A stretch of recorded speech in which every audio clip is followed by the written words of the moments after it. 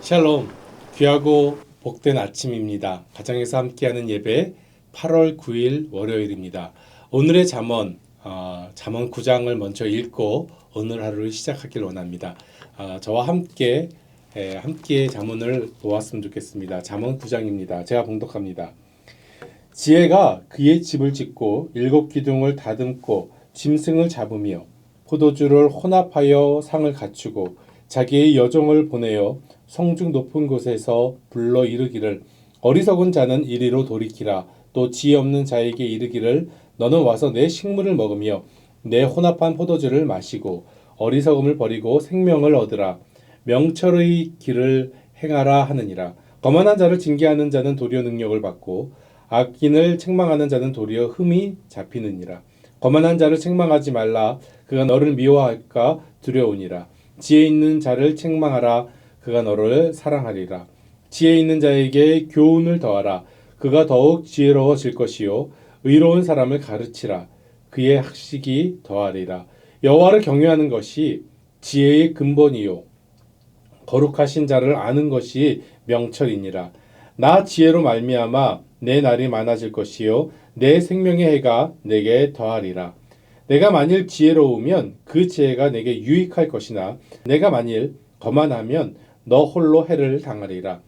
미련한 여인이 떠들며 어리석어서 아무것도 알지 못하고 자기 집 문에 앉으며 성읍 높은 곳에 있는 자리에 앉아서 자기 길을 바로 가는 행인들을 불러 이르되 어리석은 자는 이리로 돌이키라. 또 지혜 없는 자에게 이르기를 도둑질한 물이 달고 몰래 먹는 떡이 맛이 있다 하는도다. 오직 그 어리석은 자는 죽은 자들이 거기 있는 것과 그의 객들이 수올 깊은 곳에 있는 것을 알지 못하느니라. 아멘. 우리 함께 찬송가 356장 주 예수 이름 소리 높여 함께 찬양으로 고백하겠습니다.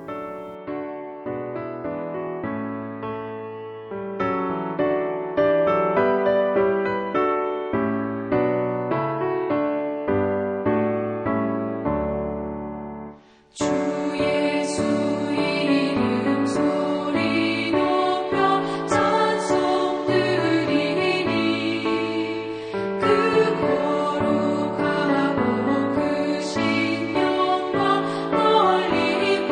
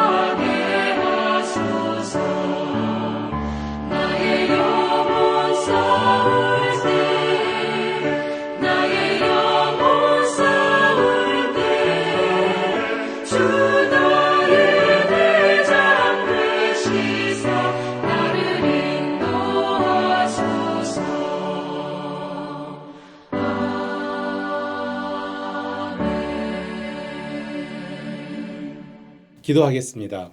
사랑의 하나님 감사합니다.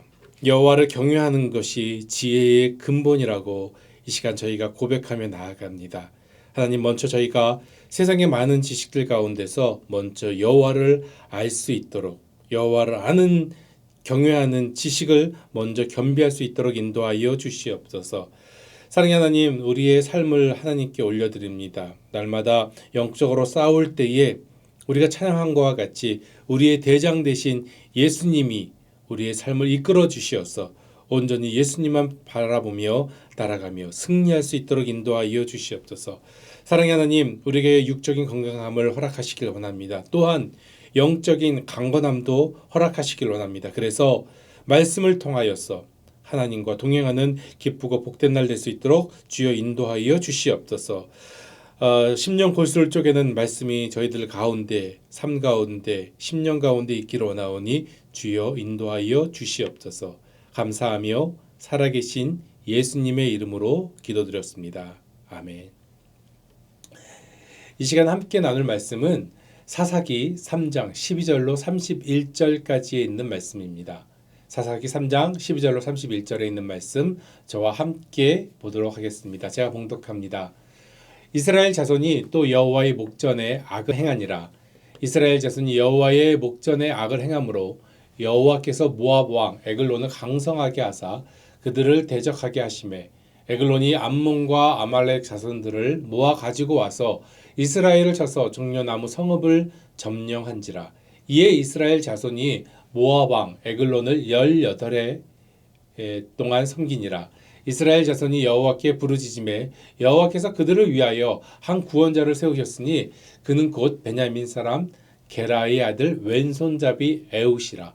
이스라엘 자손이 그를 통하여 모압 왕 에글론에게 공물을 바칠 때에 에웃이 길이가 한 규빗 되는 좌우의 날성칼을 만들어 그의 오른쪽 허벅지 옷 속에 차고 공물을 모압 왕 에글론에게 바쳤는데 에글론은 매우 비둔한 자였더라. 에웃이 곡물 바치기를 마친 후에 곡물을 메고 온 자들을 보내고 자기는 길갈 근처 돌 뜨는 곳에서부터 돌아와서 이르되 왕이여 내가 은밀한 일을 왕에게 아뢰려 하나이다 하니 왕이 명령하여 조용히 하라 하매 모셔 선 자들이 다 물러간지라. 에웃이 그에게로 들어가니 왕은 서늘한 다락방에 홀로 앉아 있는 중이라. 에웃이 이르되 내가 하나님의 명령을 받들어 왕에게 아뢰 일이 있나이다 하매 왕이 그의 좌석에서 일어나니 에웃이 왼손을 뻗쳐 그의 오른쪽 허벅지 위에서 칼을 빼어 왕의 몸을 찌르매 칼자루도 나를 따라 들어가서 그 끝이 등 뒤까지 나갔고 그가 칼을 그의 몸에서 빼내지 아니하였으므로 기름이 칼날에 엉겼더라. 에웃이 현관에 나와서 다락문들을 뒤에서 닫아 잠그니라. 에웃이 나간 후에 왕의 신하들이 들어와서 다락문들이 잠겼음을 보고 이르되 왕이 분명히 서늘한 방에서 그의 발을 가리우신다 하고 그들이 오래 기다려도 왕이 다락문들을 열지 아니하는지라. 열쇠를 가지고 열어본즉 그들의 군주가 이미 땅에 엎드러져 죽었더라. 그들이 기다리는 동안에 에웃이 피하여 돌 뜨는 곳을 지나 스이라로 도망하니라. 그가 이르러 에브라임 산지에서 나팔을 불매 이스라엘 자손이 산지에서 그를 따라 내려오니 에웃이 앞서가며 그들에게 이르되 나를 따르라. 여호와께서 너희의 원수들인 모압을 너희의 손에 넘겨 주셨느니라 하매 무리가 에웃을 따라 내려가 모압 맞은편 요단강 나루를 장악하여 한 사람도 건너지 못하게 하였고 그때에 모압 사람 약 10,000명을 죽였으니 모두 장사요 모두 용사라 한 사람도 도망하지 못하였더라. 그날에 모압이 이스라엘 수하에 굴복하매 그 땅이 80년 동안 평안하였더라. 에웃 후에는 아나스의 아들 삼갈이 있어 소모는 막대기로 블레셋 사람 600명을 죽였고 그도 이스라엘을 구원하였더라. 아멘. 한국 교회는 역사적으로 많은 일들을 해냈습니다. 일제시대 때는 독립운동에 앞장섰고요. 그리고 한국 근대화와 선진화에 많은 기여를 했습니다. 많은 사회봉사활동 중에 전체 종교 사회봉사를 여러분 어느 데이터에서 이렇게 이야기합니다. 약 70% 이상이 기독교가 담당하고 있다라고 이야기합니다. 그만큼 기독교는 지금도 굉장히 활발하게 사회 사업을 또한 세상을 향하여 손을 뻗치고 있습니다. 그럼에도 불구하고 현재의 교회, 현대의 한국 교회는 자주 사회의 지탄과 조롱의 대상이 되고 있는 것을 우리가 알 수 있습니다. 왜일까요? 제 생각에는 세상이 바라고 기대하는 교회의 모습, 그 모습에 못 미치기 때문이 아닐까라는 생각을 해봅니다. 하지만 또다시 반대로 생각해 보면은 다를 수가 있습니다. 세상이 교회에 대한 기대감이 그만큼 크기 때문이 아닌가라는 생각을 해봅니다. 우리가 또 그만큼 따라가지 못하는 부족함 때문일 수도 있을 것입니다. 일반 세상 사람들이 기독교 교리를 이해하지 못하는 대표적인 두 가지가 있습니다. 여러 가지가 있겠지만 그 두 가지 오늘 나누려고 하는 것은 이것입니다. 첫째는 하나님만이 구원의 길인 유일신 구원론에 대해서 그들은 비판하고 있습니다. 왜 다른 종교에는 구원이 없고 기독교만 구원이 있는가? 형평성 없이 교만해 보이는 기독교 아닌가? 라고 이야기합니다. 여러분, 만약에 다른 종교에도 구원이 있다면 그것은 종교다원주의가 되겠지요. 그것은 우리가 받아들일 수 없는 일일 것입니다. 두 번째는 이것입니다. 태어나면서 누구나 죄인이라는 사실입니다. 예, 원죄설이지요. 왜 내가 태어나면서 아무것도 잘못이 없는 내가 죄인부터 시작해야 되냐, 일부러 죄책감 주려고 하는 것이 아닌가라고 하는 이야기입니다. 기독교인이 아니면 받아들이기 힘든 이야기일 수도 있습니다. 아담으로부터 시작된 원죄는요, 신앙과 믿음이 있어야지만 고백할 수 있는 우리의 신앙 성숙에 깨닫게 되는 교리인 것입니다. 진리는요, 변할 수 없는 것이 진리입니다. 그러하기에 무엇과도 타협할 수 없는 것이지요. 그래서 우리는 이 진리를 믿고 수호할 수밖에 없는 것입니다. 죄에 대해서 한번 생각해 보겠습니다. 우리는 모두 하나님께 나갈 수 없는 죄인입니다. 여러분 동의하시지요? 예. 오직 우리가 하나님께 나아갈 수 있는 길은 예수 그리스도밖에 없습니다. 예수님의 십자가의 보혈밖에 없다는 것입니다. 우리는 이러한 고백과 믿음을 가질 때에 우리 영혼의 구원을 이룰 수 있습니다. 그러기에 죄는요, 우리의 삶에 항상 깊숙이 자리 잡고 있는 것을 우리가 알고 있습니다. 우리의 모습은 어떠합니까? 죄짓고 회개하고 용서받고, 그리고 또다시 죄짓고 회개하고 용서받고, 이러한 삶을 반복적으로 행하며 살고 있는 것이 바로 우리들입니다. 현실적인 우리들의 모습일 수 있는 것입니다. 이러한 우리의 모습을 대표적으로 보여주는 성경이 바로 저는 이 사사기라고 생각합니다. 사사시대는요, 죄의 반복의 시대였습니다. 12절에 있는 말씀을 한번 볼까요? 이스라엘 자손이 또 여호와의 목전에 악을 행하니라. 이스라엘 자손이 여호와의 목전에 악을 행하였으므로 라고 시작합니다. 반복적으로 죄악을 행하는 이스라엘에게 하나님께서 세워주신 12사자가 차례로 등장하게 됩니다. 3장 바로 앞부분에 우리 어저께 보았던 부분에 사사 온니엘이 나오게 되었지요. 그 온니엘을 통하여서 40년간 평화가 왔습니다. 그리고 이어서 왼손잡이 사사 에훗과 사사 삼갈이 오늘 성경에 등장합니다.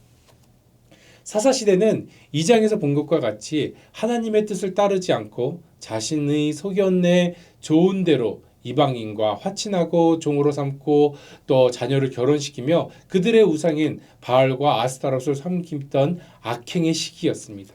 사사시대의 전체적 분위기를 대변하는 사사기의 구절이 있습니다. 사사기 17장 6절에 있는 말씀입니다.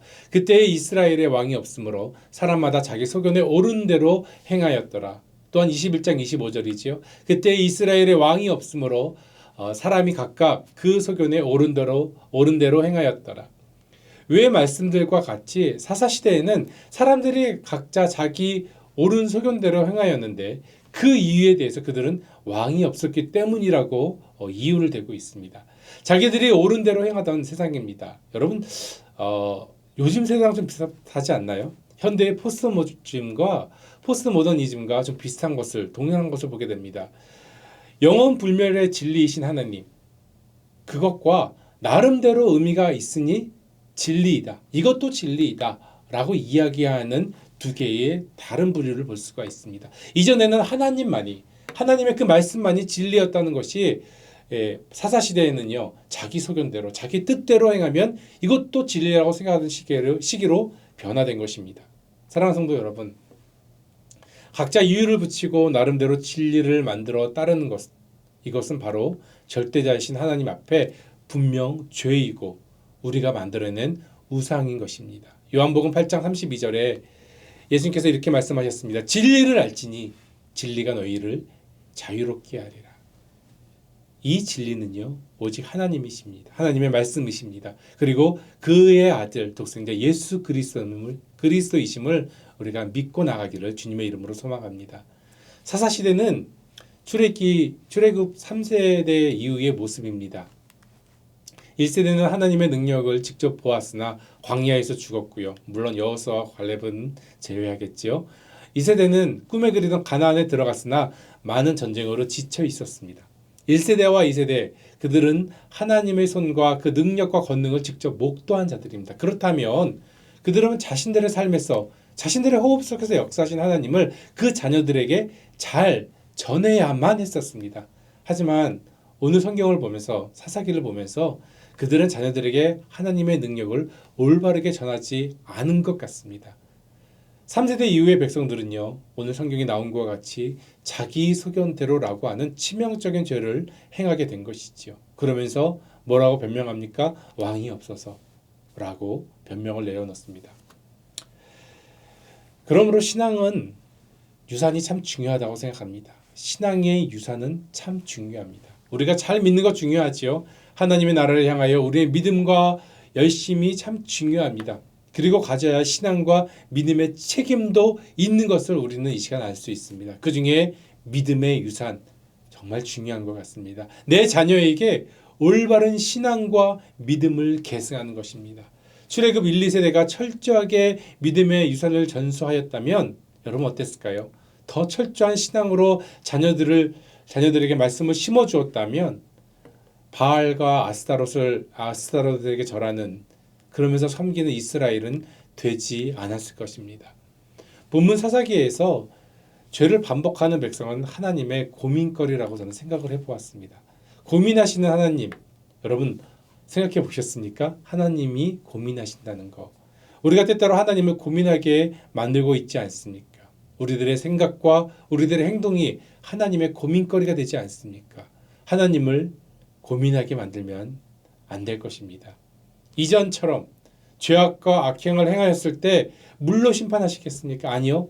그렇게 심판하지 않으셨습니다. 오늘 성경을 보니까 사사기를 보면서 알 수 있는 것은 오히려 아픈 마음으로 계속해서 하나님께서 이스라엘 백성들에게 기회를 주시는 것을 볼 수 있습니다. 그래서 오늘 본문 13절은 모압과 에글론을 사용하신 것을 볼 수 있습니다. 13절에 있는 말씀입니다. 에글론이 암몬과 아말렉 자손들을 모아 가지고 와서 이스라엘을 쳐서 종려나무 성읍을 점령한지라. 이스라엘 자손에게 어려움과 위기를 만드셨다는 것입니다. 때로는 하나님은 자신의 자녀들을 겸비시키기 위하여 그들을 데려오기 위하여 하나님의 자녀로 올바로 만들기 위하여 그들을 시험하시는 것을 허락하십니다. 왜 그렇습니까? 어려움과 위기가 닥쳐오면 하나님을 찾고 의지하고 믿음으로 돌아가는 우리 인생을 너무나도 잘 알고 있으시기 때문이라는 것입니다. 14절에 있는 말씀을 볼까요? 이에 이스라엘 자손이 모압 왕 에글론을 18해 동안 섬기니라. 그리고 결국은 이스라엘은 하나님을 향하여 울부짖고 있습니다. 15절에 있는 말씀입니다. 이스라엘 자손이 여호와께 부르짖음에 어떻게 하셨죠? 여호와께서 그들을 위하여 한 구원자를 세우셨으니. 네, 드디어 하나님께서는 구원의 계획을 세우시고 그들은 하나님께 나아가고 하나님을 만나게 되었습니다. 그리고 하나님께서 세우신 그 구원자 왼손잡이 사사 에웃입니다. 온니엘이 죽자 다시 하나님을 떠난 이스라엘 백성에게 새로운 사사 에웃이 등장한 것이죠. 이스라엘은 반복적인 악을 행하자 하나님께서는 모압과 에글론을 일으키셔서 이스라엘을 치게 하셨고 18년간 그들을 압제 속에 있게 하셨고 결국은 사사 에웃을 통하여 세워서 구원하셨습니다. 본문을 묵상하면서 두 가지의 교훈, 두 가지의 하나님 마음을 한번 우리가 생각해 보기를 원합니다. 첫 번째는요. 그럼에도 불구하고 들으시는 하나님이라는 것입니다. 그래도 들으시는 하나님, 그럼에도 불구하시고 들으시는 하나님. 비록 악에 물든 백성이라도 내 백성이기에 하나님은 그들의 기도를 들으시고 그들의 신음을 들으시고 응답하셨다는 것입니다. 12절에 나오는 악에 대해서 보면요. 히브리어로 야사프라고 되는 동사입니다. 그 야사프라고 하는 동사는 더하다, 계속 행하다, 더 추가시키다라는 것입니다. 즉 이스라엘 백성들의 악을 더 행함으로 인해서 그 악행, 우상숭배를 더 계속했다는 것입니다. 더 많이 했다는 것입니다. 그 모습이 하나님께 얼마나 마음 아팠을까요? 그런 배은망덕한 이스라엘 민족이 모압 왕 에글론을 통하여 압제와 고난에 봉착하자 하나님을 찾아 울부짖는 것입니다. 그 어리석은 인간들, 배은망덕한 인간들이지만 하나님은 외면하지 않으셨습니다. 그들의 울부짖는 기도를 들으시는 하나님, 바로 이 하나님이 바로 우리가 예배 시간 때마다 신앙 고백하는 우리의 하나님이십니다. 그리고 우리의 하나님, 나의 하나님이시라는 것입니다. 우리의 삶 속에 때론 하나님과 등져 있는 경우가 있지 않습니까? 혹시 지금 그렇지 않습니까? 하나님을 떠나 숨어 있는 모습이 있지 않습니까? 그래서 하나님과 불편해서 얼굴을 돌리고 외면하고 있는 그런 삶을 살고 있지는 않습니까? 비록 우리의 모습이 떳떳하지 못할지라도 하나님은 우리의 신음과 같은 우리의 기도를 지금도 듣고 계신 줄로 믿습니다. 내 모습이 나약해도 죄 중에 있어도 악한 삶으로 쌓여 있어도 그럼에도 불구하고 우리가 기도할 때 하나님께서 우리의 기도를 듣고 계시다는 것입니다. 이 시간 하나님께 다시 한번 다가가 고통의 신음과 같은 울부짖는 기도를 하기를 원합니다. 우리가 기도한다면 하나님께서는 마다하지 않으시고 들으시는 좋으신 하나님을 만나게 될 줄로 믿습니다. 두 번째 묵상해 볼 것은 왼손잡이 에웃을 사용하시는 하나님이십니다. 왼손잡이를 사용하셨습니다. 여러분 이 성경의 왼손잡이는 구약의 두 가지로 표현되는 것을 볼 수가 있습니다. 첫 번째는 오른손에 장애를 가진 사람을 왼손잡이라고 이야기한다고 합니다. 그래서 왼손밖에 쓸 수 없는 사람. 두 번째는 율법적으로 선택받지 못한 불완전한 사람이라는 것이죠. 제가 성경을 보다 보니까 성경에 많은 주석 가운데 에웃이 아마도 오른손에 장애를 가져서 왼손잡이라고 기록했다라고 하는 것을 볼 수가 있었습니다. 그리고 히브리 성경에도 이테르라고 기록했는데 이 뜻은 무슨 뜻이냐면 오른손에 장애가 있는 사람. 그렇기 때문에 에웃은 왼손잡이가 확실했던 것 같습니다. 흥미로운 것은요. 에웃은 베냐민 지파입니다. 여러분 베냐민의 뜻은 어떠냐면요. 베는 아들이라는 뜻입니다. 야민은 오른손이라는 뜻이죠. 그러니까 오른손의 아들. 그렇지만 베냐민 지파인 에웃은 왼손잡이였다는 것이죠. 비록 에웃은 장애가 있었지만 하나님의 사사로 쓰임받는 하나님의 종으로 선택받았습니다. 그리고 민족의 구원자가 되었습니다. 하나님의 종, 하나님께서 세우신 사사는요. 장애의 유무가 결코 중요하지 않은 것을 우리가 알 수 있습니다. 오히려 장애자가 하나님이 쓰시는 도구가 된 것입니다. 하나님의 역사는 강하다고 쓰임받고 뛰어나다고 쓰임받는 것이 아닌 것을 우리가 이 시간 성경을 통하여 볼 수가 있습니다. 삼성의 고 이건희 회장이 이런 얘기를 했죠. 천재 한 명이 20만 명을 먹여 살린다는 말을 남겼습니다. 세상의 눈으로 볼 때는 그럴 수 있을 것 같습니다. 하지만 하나님의 역사는 하나님께 순종하는 단 한 사람을 통하여 이루어지는 것입니다. 잘나서가 아닙니다. 천재적인 두뇌를 가져서가 아닙니다. 중요한 것은 하나님의 마음에 합한 자가 누구인가 그거에 대한 답에서 나온다는 것입니다. 하나님 누구를 사용하실까요? 하나님의 명령에 내가 여기 있나이다. 나를 사용하소서, 나를 보내소서 복종하고 고백하는 자일 것입니다. 하나님의 시각에서는요. 세상적으로 뛰어난 스펙, 부족한 스펙 그 차이가 별거 아닐 것입니다. 별로 중요한 것이 아닐 것입니다. 이보다 훨씬 중요한 것은 하나님의 마음에 합한 자 그리고 순종하는 자입니다. 그래서 사무엘상 15장 20절에는 이렇게 이야기하죠. 사무엘이 이르되 여호와께서 번제와 다른 제사를 그의 목소리를 청종하는 것을 좋아하신 같이 좋아하시겠나이까. 순종이 제사보다 낫고 듣는 것이 순양의 기름보다 나으니. 순종이 제사보다 낫다라고 이야기합니다. 하나님께 순종하여 쓰임받는 에웃. 이 에웃은 하나님의 나라 이스라엘 구하기 위하여 18년간 핍박하였던 모압 왕 에글론을 제거합니다. 오늘 성경 본문에 있는 말씀을 제가 다시 한번 봉독하겠는데요. 16절에서부터 23절까지 있는 말씀입니다. 좀 편하게 쉬운 성경으로 이야기하듯이 좀 듣기를 원합니다. 16절부터 제가 봉독하겠습니다. 에훗은 양쪽에 나열이 선 칼을 하나 만들었습니다. 그 칼의 길이가 한 규빗 정도 되었습니다.